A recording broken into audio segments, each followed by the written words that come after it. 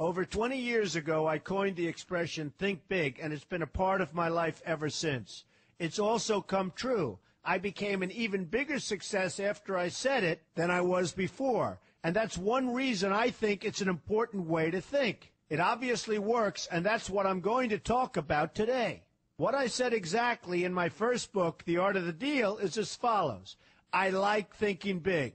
I always have. To me, it's very simple. If you're going to be thinking anyway, you might as well think big. That book was a bestseller, and it's considered a business classic at this point. But I never thought those words would become bestsellers in their own right. It's an interesting point that I'm famous for two very short statements. Think big and you're fired. But let's stick to the first one for today. And I'd suggest strongly that you pay attention so that you won't have to hear the second one. Thinking big starts with the details and grows from there. Because I'm a builder, I'm very aware of the importance of having a good foundation. You can't take chances in construction. You can't be haphazard and say, well, maybe this will work, maybe it won't, so let's try it and find out. Because a lot of people will be at risk. I have to know if something will work or not.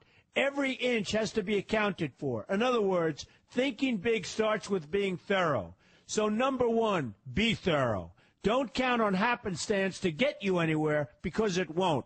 Number two, get a momentum going and keep your momentum going. You have to have big ideas, but you've got to have the energy to get them done, which can sometimes take a long time. If you don't have momentum, you will not have what it takes to get the job done.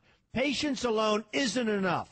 I have a lawyer friend who used to refer to me as the reverse tornado who builds everything in his path. I always like that because it implies a lot of energy and a lot of momentum. And that's exactly what it takes to get anything done. So keep your momentum going. Number three, stay focused. You have to stay focused. The minute you lose focus, you will also be losing your momentum. They go together, and you will accomplish a lot more, even amazing things, if you make sure you keep these two things working together for you. I've seen very talented people literally go down the drain because they couldn't seem to keep their focus long enough to get anything done. In this day of multitasking, that can be a real challenge, but it's absolutely necessary.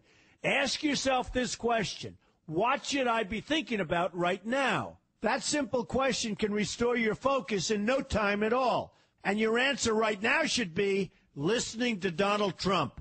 Number four, look at the solution, not the problem. This is very important if you ever want to learn to think big. And here's why. No matter what you do, you're bound to run into problems. It's just part of life, a part of business, a part of anything worth doing.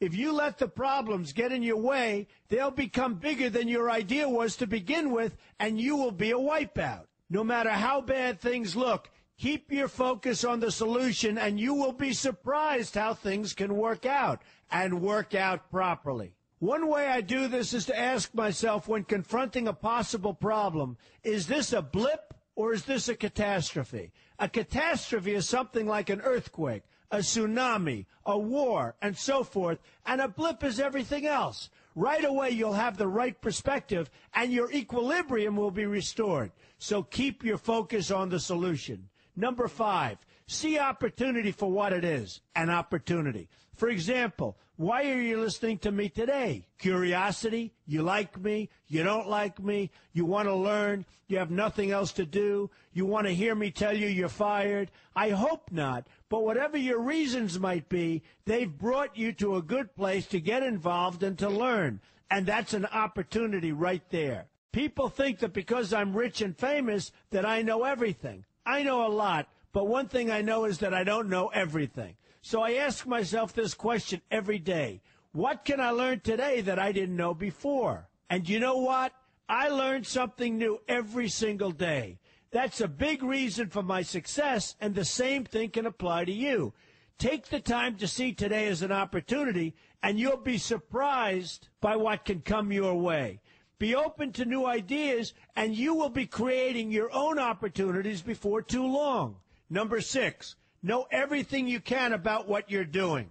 That's a good way to cover your bases. Another good way is to read the book Robert Kiyosaki and I have written together, Why We Want You to Be Rich. It's about covering your bases and knowing what's going on. I remember when some guys came in to meet with me about a great idea they had for an atrium for a building on Wall Street. It was a beautiful idea except for one thing. None of them had thought about how the building would be supported around this fabulous atrium. They didn't take into account the steel columns that were necessary to support a 72-story building, a very big and embarrassing oversight that could have been avoided if they'd taken the time to think about what they were doing. Don't let that happen to you. Know what you're doing first. Number 7, be lucky. Remember the old saying, the harder I work, the luckier I get. Well, it happens to be true. It works for me, and I've encountered some pretty big successes. But this goes along with something that's absolutely necessary for great success. Be passionate. You have to love what you're doing if you want to be successful at it. My father told me that it's absolutely true. I might work 7 days a week, but it doesn't seem like work to me because I love what I'm doing. If you don't like what you're doing, find something else to do, or do it part-time until you can find something full-time. You will never be successful, happy, or healthy unless you're doing what you love to do. That's just the way it is. So give it some thought. In fact, give it a lot of thought. For example, if you're feeling frustrated, there are 2 ways to look at the situation. Frustration can mean that maybe you're expecting too much, or it can be an indication that you know you should be or could be doing more. Use frustration as a motivator. Use it to get where you want to go instead of staying where you don't want to be. But above all, be passionate. That's the fast track to success, no matter what your interests are. Number 8, see yourself as victorious. That can zap negativity immediately and put a positive spin on problems. I've gotten to the point where I see problems as challenges that I'll enjoy meeting and dealing with. My point here is that no matter what you do, you will encounter problems. Why not see them as challenges instead and know that you are more capable of dealing with them? That's positive thinking with a realistic slant.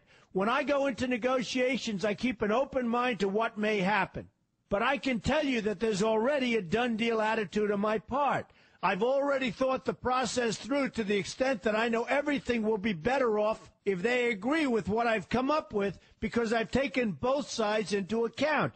I enter the situation with a victorious attitude, and I've had enough victories to know that this attitude works. Use it.